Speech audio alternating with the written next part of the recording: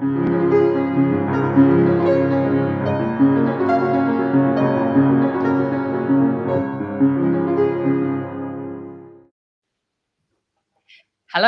and welcome to another edition of Talented Tuesdays. This is a very exciting double bill this time because we have Adamjeet and Amandeep Singh. Hello, boys. Hi. Hi. And as always, Grandmaster Matthew Sadler. Hello, Matthew. Hello, everyone. First of all, do you two want to introduce yourselves? Say who's who and how old you are. So I'm Adamjeet. I'm 10 years old. I like playing chess, and I started when I was like 6 or 7 years old. My dad was playing the chess game, and I just asked him what he was doing, and then that's how I got into chess. Wonderful. And Amandeep. I am Amandeep. I am 8 years old. I like this. I started when I was 6, I think. Yeah, wow. Oh, right. Pretty good. So both of you started around the same age somehow. Excellent. He started 1 year.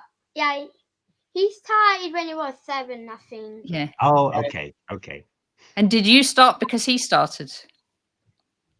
Yeah. Yeah. Very nice. And do you two like to play games against each other? No, we don't really because it normally ends with arguments. Yeah, we just argue with each other because because normally I win. And when you argue, do you throw the pieces at each other? No, because that is bad.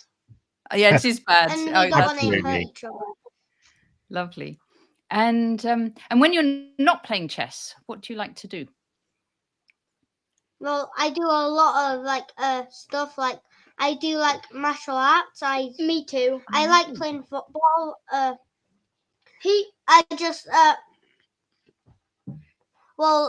mostly do chess online. Sometimes I just sometimes I go out in the garden and just play football. Nice. Might go over to my friend's house once in a while. Yeah. Fantastic. Because I saw a picture of you for doing martial arts. There was when you searched on your name, there was a little picture of you you'd got a trophy or something. So that was me. Oh, was that you? Oh, sorry, Amandeep. Because I've won taekwondo tournament. Oh, excellent. Taekwondo tournaments. And what? How do taekwondo tournaments compare to chess tournaments?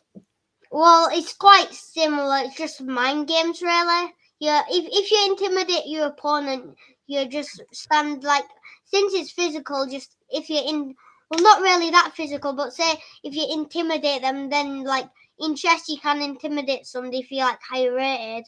But similar in taekwondo, if you can intimidate them because say if you have a higher belt, you intimidate them, and usually that just gives you a huge advantage already at the start. Oh, so we do the same things, but I play for a football team. Do you? Oh. Yeah, very Fantastic. Nice. Play for a football team. Lovely. All right, shall we look at one of your games? So, Adamjeet, you're going first, aren't you? Which game have you chosen, and why did you choose it? I chose it just because it's a very long game, and I just want to look at my endgame technique, see if nice. I need to change my endgame technique because it was a long game. Yeah. Okay. Fantastic. Cool. And what event was it from? Right, Amandeep, you're going off for a moment, but you'll be back in just a moment, won't you? Okay. Excellent. So Adamjeet, come to the middle of the screen. And lovely. Okay. And which event did you play this game at? In the British Championships, I played the under 1750 PM tournament. Ah, brilliant. Okay, lovely. Okay. So he started with E4 and you did 1 E6. You're a French player, aren't you, Adamjeet? Yeah. Good. I'm a French player too, so that's excellent. D5. Do you know at all what your opponent would play, or was it just were you just sort of waiting to see what? Well, I did a bit of preparation. I knew I was going to play E5, but, just play the advanced variation French. I didn't really know much else because Okay. I didn't have time. But Yeah. because I had to prepare for my actual classical games in the British Championships. Because you were playing in the morning and the afternoon, were you? Yeah, I was playing my age category in the morning, and then in the afternoon I played the PM. Wow, what an Right. energy! Incredible, I have to say. It's so yeah. This is all quite normal. Queen B6, and now actually, White played something quite interesting, quite modern actually. He Yeah, just sacrificed the pawn and then just castled like this, yeah, and to get some sacrificed. development. Yeah, that's right. So yeah, I mean, you can do all sorts of things with black. And Bishop D7 is one idea. Just leave the situation as it is, and try and restrict white a little bit. But you took off on there, and he took off on there. So yeah, I mean, you're a pawn up already, but white's got a nice bit of space. It's a little bit like a Mora Gambit, probably. Natasha's probably getting interested now, but I like the Mora Gambit. just with the the D and C files open, you might gain some time on the queen, and this pawn's a bit annoying in terms of pressure. But black's a pawn up, a central pawn up. So like you can play knight to B5, knight D6, and get the knight in. exactly, yeah, that's a great outpost for the knight, isn't it? And black's got a few problems just developing those kingside pieces, because if you don't have the F6 square for the knight, it just means you've got to try and find a spot for it. It's not always The easy. knight can't really go anywhere. If it goes to E7, then knight B5, knight D6 is annoying. That's right, yeah. Yeah. Indeed, that's quite got to be very careful there. So that's why he played A6, wasn't it, to stop knight B5 there. So white developed, quite nicely actually. I think he just put his pieces onto quite good squares there, brought his bishop out, and you found a good way of developing, didn't you? It's always, I think that's probably always the most sensible like that. Bring the knight to G6, the bishop to E7, and I mean, like I didn't want to play any other moves like first, because if I do, then they could pressure me in some sort of way that I cannot play knight E7, and then my pieces are just stuck. Yeah, no, I think it was definitely a good thing to get your king to safety first, and yeah, you can decide a bit later what you're going to do with the queen side pieces, but I think getting your king to safety was a good choice at that moment. Because in these kind of gambits, you're really trying to just attack the king and like finish the game using your development and get a strong attack. So if I castle my king and get to safety, I can probably avoid that attack, and maybe in the endgame, my pawn will give me an advantage. You're absolutely right.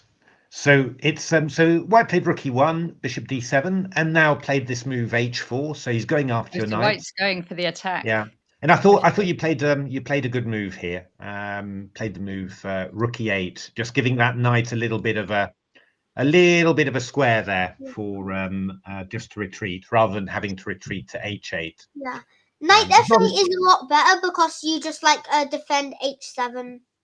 That's right. With a knight on f8, you can never be mated. That's what they always used to say. So here white played the move queen d2, and here you're a bit sharp on that, and you played the move queen a5, looking to swap off the queens. And I mean, he's got to be a little bit careful there, hasn't he? Because obviously you're attacking the knight as well. Yeah. But he went for that exchange of queens because he thought that he would get some sort of advantage in the endgame there. Not silly at all. He took knight b6. Had you seen this one, Adamjeet? You've seen this jump somehow? Yeah, I saw it in the game, but I wasn't really that scared about it because my knight is defending the bishop, and it is a good square. But I suppose my bishop can go to d8 and get it out. Yeah. Or I can play knight b3, knight c5, or knight b3, bishop c5. Oh, yeah, that's true as well. Very nice. Yeah, all sorts of ideas there. So you played rook d8, and he brought his rook into the 7th there,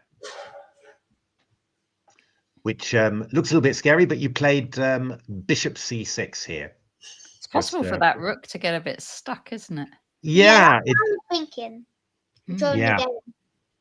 Yeah, that is definitely it. I mean, actually, you might say at first sight it looks like White's attacking a lot, but actually that rook's, you're sort of also threatening something like bishop c5, and that knight doesn't have many squares either. So you've got a few little problems there. White played the move b4 there, and Adamjeet played the knight to c4. That's the best square. You don't want to start going on adventures like this. Your knight will get trapped.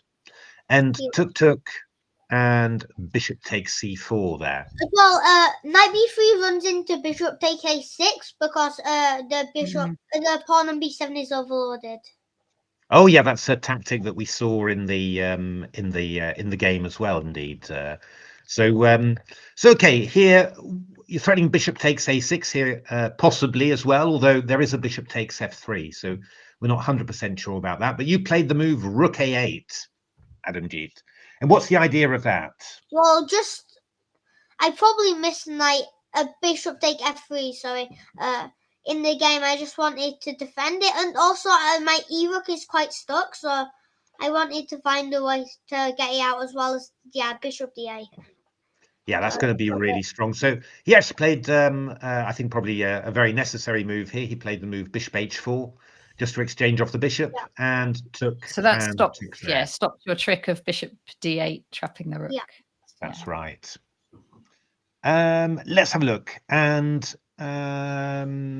here you played the move rook a b8, which. Yeah, I don't know. I suppose I would probably have thought maybe something like rook c8 or just to swap off the rook and just neutralize that. I should have gone with that. Yeah. Why did you go rook a b8, Adamjeet?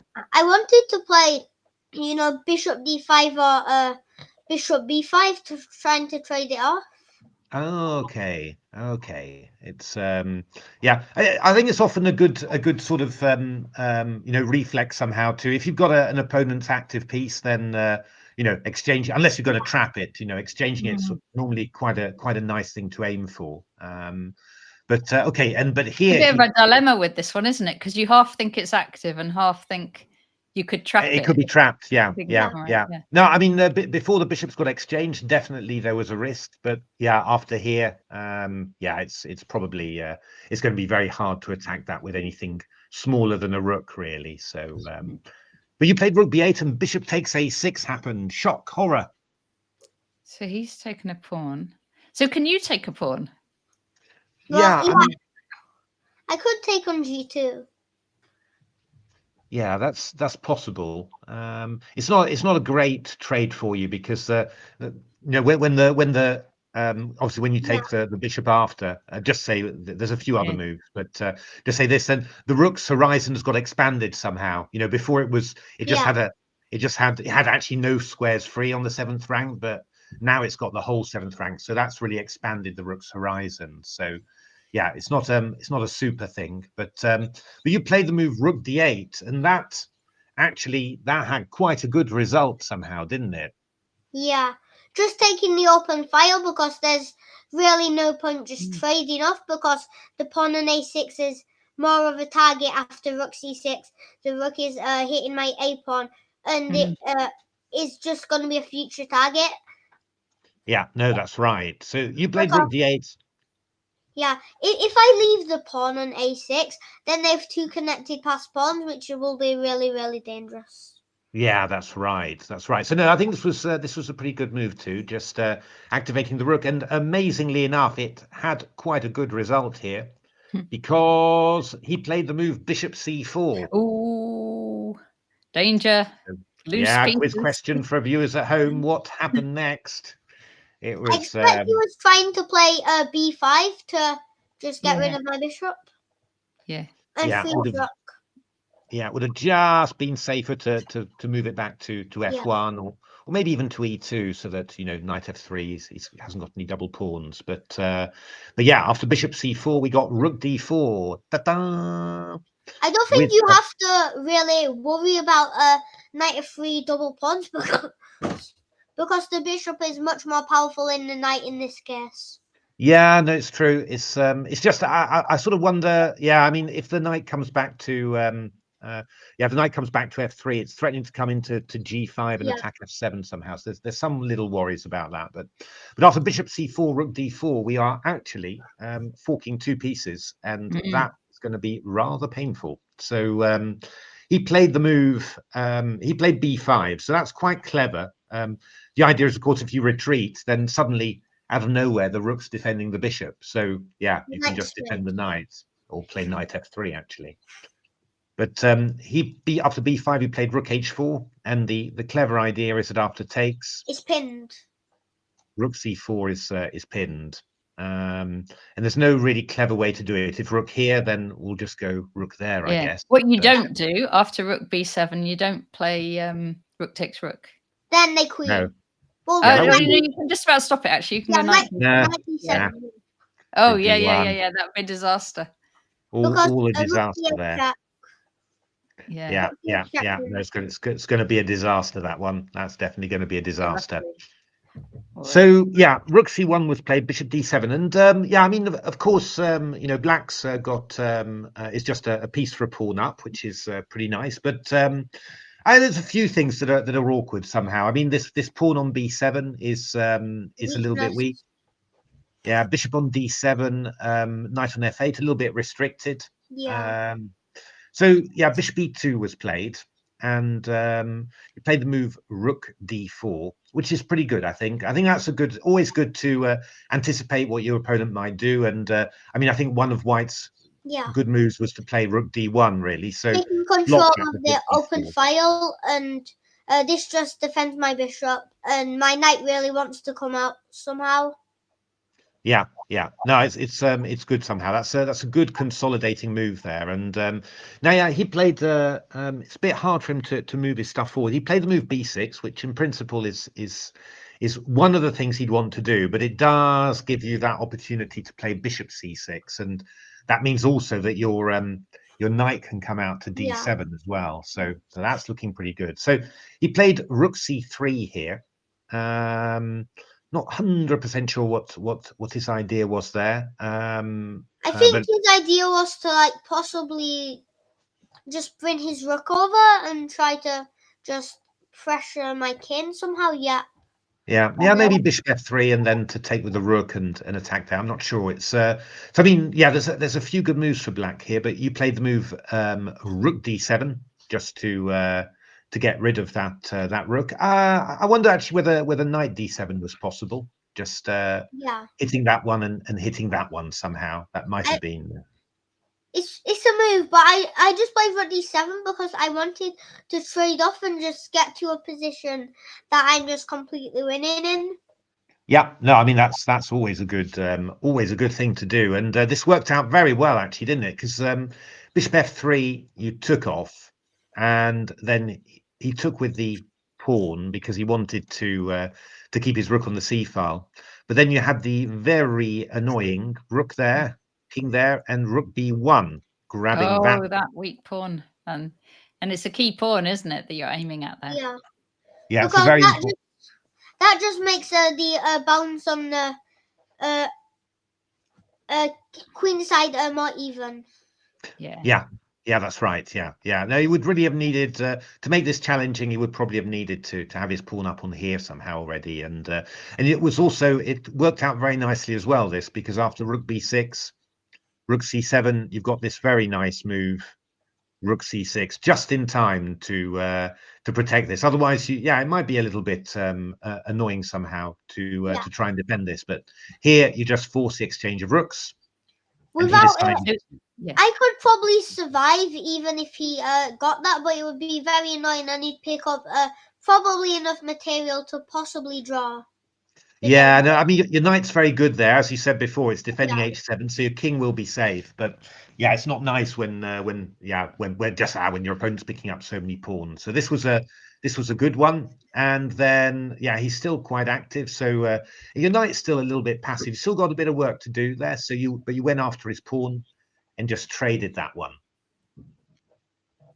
So yeah, I mean, it's always one of those things, eh? I mean, you've won a piece and you're a piece for a pawn up. So principle, it's going to work. But yeah, I mean, the key thing is just not to hurry really, and just to not to try and win it straight away, but small steps always, you know. And the first thing, which I think you did very well, is you need to be able to activate your king, and for that you're going to need to block the 7th rank somehow. So that's what you organize there. King b4, you gave it a little bit of that. Knight d7, and then king f7. So that's a good first step. You've got your king active and your knight's just a little bit in play there. Now I think maybe it would have been interesting maybe if he'd maybe should have been maybe trying to pin you. I'm not sure. That might have been better. He sort of stayed on the 4th rank there, and that was well spotted. Get that knight onto d5 at some stage, but yeah, got to be a little bit careful because of course knight d5, he's got the checks, so you went back there. Rook c4, and now h6. So yeah, because I wanted to play g6 to try and get my king more forward, but h6 is very annoying and his pawn just blocking my king.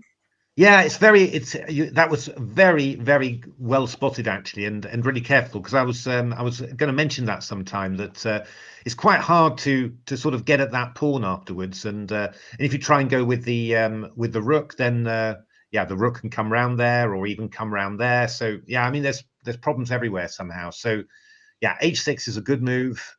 And then we get our g6 in, and yeah, obviously the king's got a pretty nice square there, and also the knight is going to have a great square. You know, moving g6 to e7, f5. That's so actually White tried pretty well really. He tried to sort of keep everything together and not give that away to you. But then this was a good move, just threatening rook g1 check there.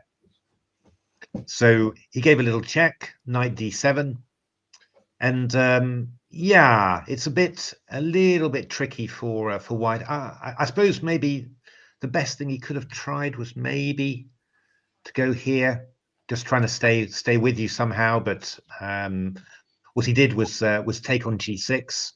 So okay, now you're starting to motor a little bit. You've got a prospect of a nice square on here, and then f4, and you're going to start putting pressure on White somehow. But it's still not easy at all. So I didn't want to put my knight on f5. I wanted to put it on d5 because the f4 pawn will never be able to really advance. So knight on the d5 square will just pick up the pawn, and then e5 is weak. So yeah, that's very, very good. That's very good indeed. So he went rook c8, and actually, but here you took the little opportunity to throw in a little king f5 here, which is quite nice. He can't actually check you there.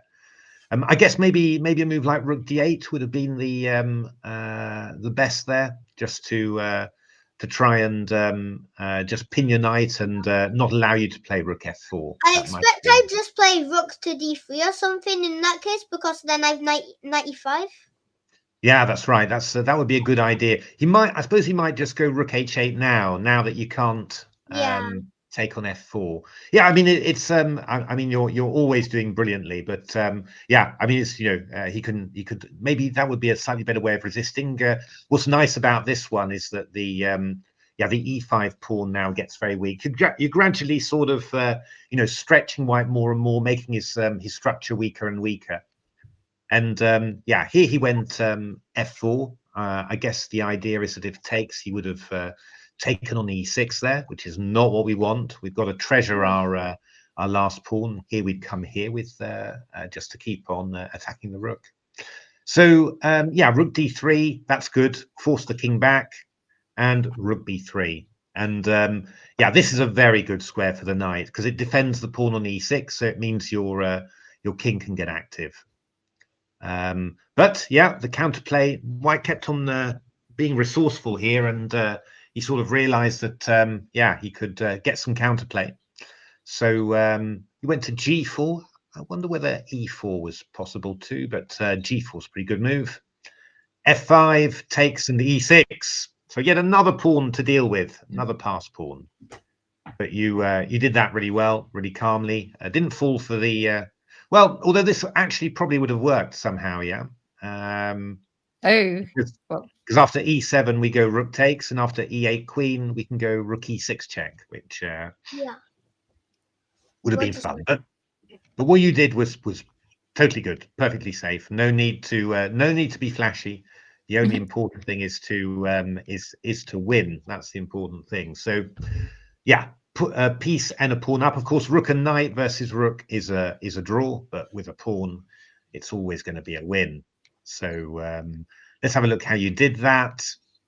That's pretty good. Make a little house for your king there, and yeah, I mean it's you're going to be able to go f4 and knight g5. You've already got that little threat, haven't you? So rook a4, king g5, and f4. So we're gradually moving back. I liked very much what you did actually, because you're just moving forward rank by rank. You know, no hurry at all. Just do that somehow. Yeah. Got some rook d3 check ideas. Knight d4, that's very good. He's no longer able to come here, so you give him a little check, and you're moving forwards as well. It's there's yeah, there's a writer who he coined the term elevation for this. The idea that you just keep on moving, keep on elevating, getting higher with your position, just moving it forward rank by rank, and it's a very good example of that. Just covering the king from the back. That's really nice. This is very good, Adamjeet. I mean, you're just very calm, and there's no doubt at all that you're going to win this. And The you know, pawn, and the pawn covers the king from the side. Like the knight can always come round and cover the king from the front with knight g3, and the rook just covers it from the back. So yeah, forward. really strong house there for the king, and at the same time, you're just sort of yeah, advancing all the time somehow. So very good that you didn't fall for king f3. That's excellent. oh my Because, goodness. yeah, rook Okay. takes f4 would have been Stay very, on winning. very embarrassing. You played knight f5. That's great. You forced the king to the back rank. That's good. You take again. You don't need everything there. You just come back, and then we move forward again. That is excellent. F2. Yeah, that's all fine. Yeah, I mean, actually, there's another trick. If rook h1 check, then king f2 is possible, right? Because rook a1 is... That's Oh, the I didn't reason spot that. why I played f2 track. It's Otherwise, very good. Yeah, it's a very good. It's very well spotted. That was a 'Cause good trap from him, actually. it's Yeah. a good. He's very resourceful. This guy. He's definitely very resourceful. So you went king e2, but there was no problem there. Just f1 queen, and he resigned because after rook f1, knight f1, we've got way too much material. Lovely. Very nice. Well played. Brilliant, excellent game. Very. I like the conversion really a lot there. That was very smooth. Never a moment of doubt there that you're going to win that one. That's really good. thank you. Excellent. All right. Shall we do a switcheroo? And let's have Absolutely. Amandeep showing game. Excellent. And you're going to come back a bit later, I think, when Amandeep's done, and we'll finish with the two of you. Just for a final little question, probably. Hey, Amandeep, are you ready? Oh, yay! Careful for those chairs. Brilliant. Okay. Oh, and I will do the old Flip the board. switcheroonie as well. Yeah, I'll do the old flip the board. Right. Right. So, Amandeep, why did you choose this game? I thought it. It was because it had two variants in a row in the game. Excellent, brilliant. It was a good game actually. I enjoyed this one, and another French. My goodness, we're having a great time with the French this time, aren't we? It's a but he different played French, yeah. different French. That's right. So knight d2. So this is the Tarash. The Tarash. That's right. Did you know this, Amandeep? Yeah. Yeah. And do you always play knight f6? Yeah, up here, yeah. Up here now. All right. Let's sit against the Taras. defense. Okay, that's great. That's what Simon Williams always plays, actually. English Grandmaster. He's made a career out of that. It's Also, quite. this is like knight c3 e5. Like it's like you play like normally in French you play e6 d6. You put your knight at f6 and d7 normally. That's right. Yeah. That also happens in this line as well. You're absolutely right. And plus variation French. Yeah. No, that's right. You sort of get white to commit himself by moving the pawn forward, and then afterwards you start hitting that pawn and undermining it and trying to get rid of this center. Got f6 as well. It's sort of you draw white forward and then you try and hit him with your pawns and everything. Yeah, So because the d4 pawn protects the e5 pawn, and c5 threatens the d4 pawn, and you're going for that because if you manage to take the d4 pawn, then they use e5. Most of the that's right. they play f4. Absolutely. So he just played just something quite normal and solid here. He just reinforced his pawn there. You played knight c6. He played bishop e2. You played queen b6. All very good French moves, those, and played knight b3 here. Quite unusual actually, but defending the d4 pawn like that, really reinforcing it. And yeah, here you played the move c4. What were your thoughts about that, Amandeep? No, that's all. But I wanted to close down his bishop, and to get sometime, and to I can move my queen to c7 and play something like maybe b5, b4. Yeah, that's a good idea. It's always a bit of a double-edged thing playing c4 because you lose your options of taking on here, but on the other hand, you're going to gain some time and maybe be able to move your queenside pawns. I mean, maybe so you play bishop b7 castles. Maybe it wouldn't have been bad to play a move maybe like queen a5. I'm not sure, just to play b5 and also to stop b3 because the queen can take the pawn there. But you played h6 and he sort of played the move b3 just to gain a bit of get his space back on the queen side. Takes and castles and bishop e3. And what were you thinking here, Amandeep? As I think I was not what's because his base I don't have much pieces on my king. Yeah. Side, but so he might be able to start attack. But I have I'm good on the queen side.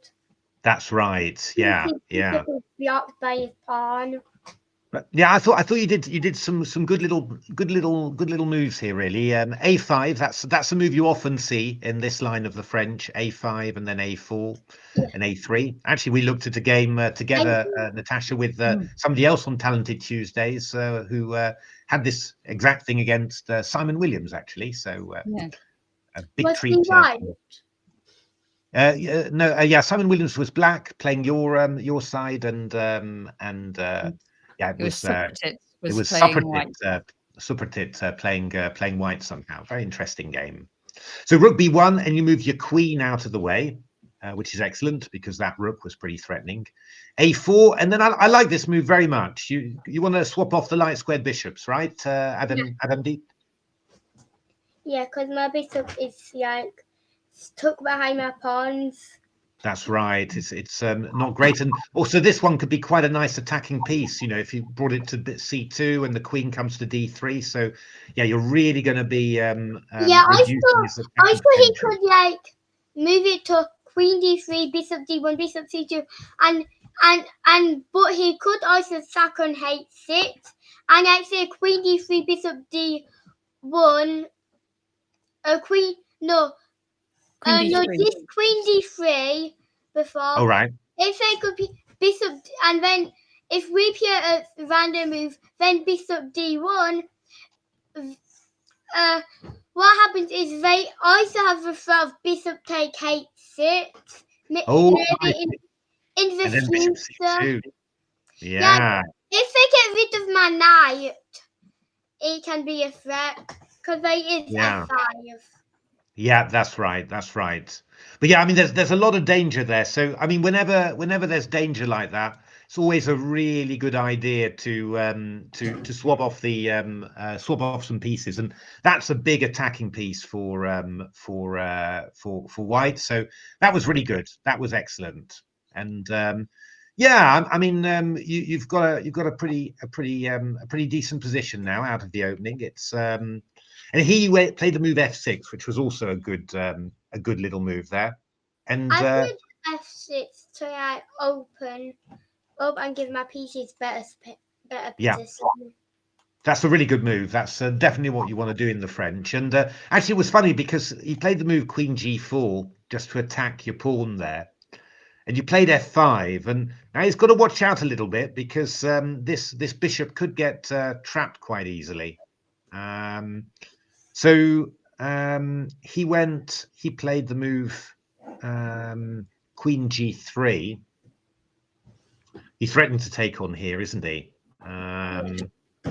So you played the move King H7 to just to get out of that threat, and he played the move F4. That's little bits of a shame, really, to because I suppose, yeah, in the long term, you'd think this knight could maybe come here and try and attack this pawn, but maybe that's a very long way away. But F4 sort of blocks in his bishop a little bit. They can play knight c1, knight e2, or knight d3. Then move it to f4. Absolutely, yeah, that's absolutely right. That could be quite an interesting plan. But maybe, yeah, I don't know. Maybe you come with G5 earlier. All Yeah, very that's sharp. what I was planning to do there. Yeah. Yeah, well, that's what you did in the game, isn't it? Because you went all for it with Rook G8, threatening G5. Queen H3, and I like very much again what you did in this position actually, because a lot of players somehow they sort of they see a chance to just to attack and they don't think first about improving their position. I thought this was a very nice move, Knight D8, just to get the knight round there and then support this move. Thought that was really nice. That was really I had two reasons. I could go knight f7, knight d5, but also maybe I could play d5 straight away. Maybe the main reason was knight f7, but maybe I could play it and play f4 and not use the pawn on e6.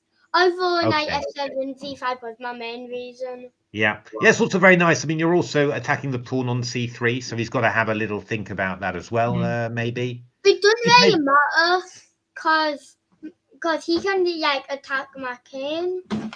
Yeah, no, that's right. He played knight f3, maybe looking for a check there.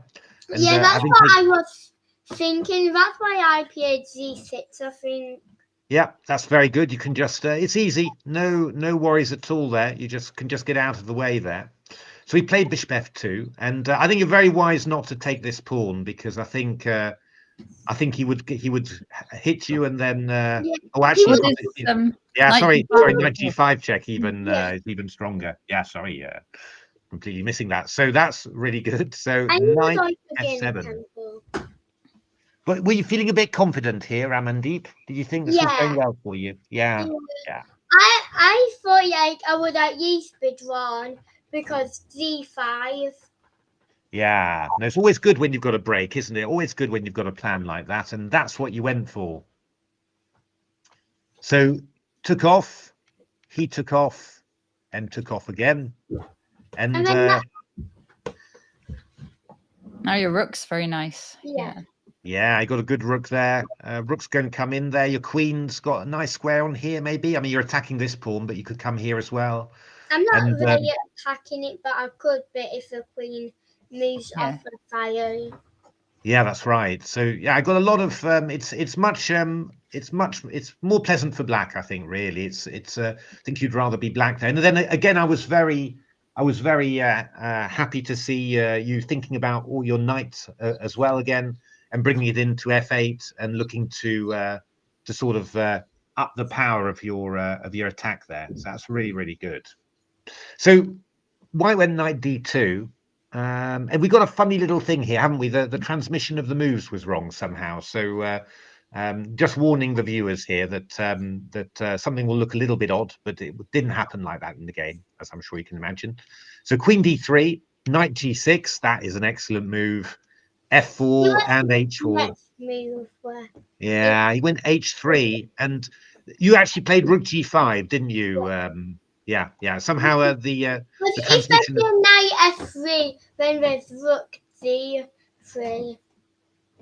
Oh, right, okay, that's great. Yeah, rook g3 there. That's perfect. And then you've got knight f4 coming in as well. So yeah, just so everyone who's watching, just ignore these two moves get switched. Should have been switched around somehow, but never mind. So it's knight h4, c4, rook g5. It's actually happened rook g5, c4, and then knight h4. That's what actually happened in the game. So yeah, you've got loads of pressure here, loads of pressure against the g2 pawn. Very difficult for him. He tried king h1, but you went whack, rook g2. He could have gone queen to f1, but then we can take anywhere. Then I could take anyways. Yeah, no, that's right. Maybe Queen f1 before, but even so, you still take. Queen f1 instead of king h1. Oh, right, that's right. Sorry, yeah. Queen f1. Yeah, you can still take, absolutely. No Yeah, worries I could about that at all. take because it's the knight on d2, which I can win. Yeah, no, I mean this is really big position for you. And this is very nice. Always like it when you hit on one side and then hit on the other, just overstretching the queen. I mean, the queen's got to defend the rook, and it can't defend both the knight capturing a pawn on c4. So, but there's always counterplay, and he tried for something brave here with queen h5, and now he played a nice move here. I like this one, c3, not the. Yeah, I probably should have took on d2, but I thought rook takes b6 after rook takes d2. I thought Oh, wow. I did see queen d7. Okay, yeah, but I think that's brilliant that you were even when you're it looks like you could just win a piece. You're being sharp and you're looking at it, and this was this was quite nice. c3. Even though it was better because I could have queen d7. I missed queen Yeah. d7. Yeah, no, that's true. So he went knight f3. So there's it gets a tiny bit complicated. My brilliants are coming up soon. So queen b7, right? I think that was my first brilliant. Is that a brilliancy? That's the first brilliancy. Yeah. Very nice. Brilliant. It's always lovely, isn't it? This sort of queen just x-raying everything across the board like that. Really, really nice. So and if he takes your knight, you're going to win his queen. Yeah. Absolutely. Probably his rook. I think like this would be the nicest somehow. But when it's queen z6, and yeah. But then if I win, I could go like that. I think that works. Yeah, because you win it with check, and then you can cover. Maybe rook g4. Rook g4, but then we probably come here. Oh yeah, no, that doesn't work. Okay. No, so I think we just win we win the rook. I think that's enough. That's enough. And so yeah, he went rook f1. You took on f3. That was my second brilliant. Oh, brilliant! And then knight d2, lovely discovered check there. All queen all the way across the board, and the knight taking the rook as well. So he got a rather worried that your pawn was going to queen, didn't he? So he played the move queen e2. He didn't take your knight back, but he went there, and then you blocked him. Haha. So and this was very good. Just queen behind the passed pawn, and off we go. Instead of queen to e2, if he took my knight, I would have promoted. Yeah, no, absolutely. Yeah, no, absolutely. And when he took your knight here, you promoted as well, didn't you? Whack. And this is completely winning. This is completely winning. And you finished him off very nicely. Just stopped his pawn from queening. And then your pawn came in to help. And we got a checkmate on the board.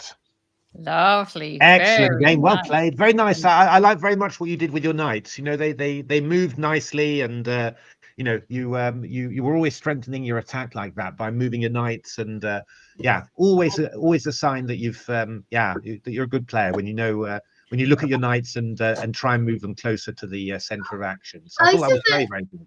Also, the counter attack. Like at first, he was trying to attack me. Yeah. That's right. Yeah. But then Yeah. after G5, like my king was on H7, and I had more of the attack. Yeah, no, that's right. I mean, he tried to attack on the king's side, but you ended up mating him there. So that's excellent. I would make Brilliant. video when I made it. Excellent. All right, Adamjeet, are you coming back in? And we'll see you both. Hello, hello. Lovely. Thank Hey. you both so much for showing us your games. Both brilliant games. Lovely technique shown. It's been really nice chatting to you. Any final thoughts, Matthew? No, really nice games. Glad to see two French players. Yay, I'm a French player too. And yeah, no, really lovely games. I think both of you, yeah, played really beautifully. And yeah, thanks very much for having shown them to us and to the viewers. Okay, so I've been Natasha Regan. I've been Matthew Sadler. I've been Adamjeet Singh. I've been Amandeep Singh. Thank you very much for watching. Bye.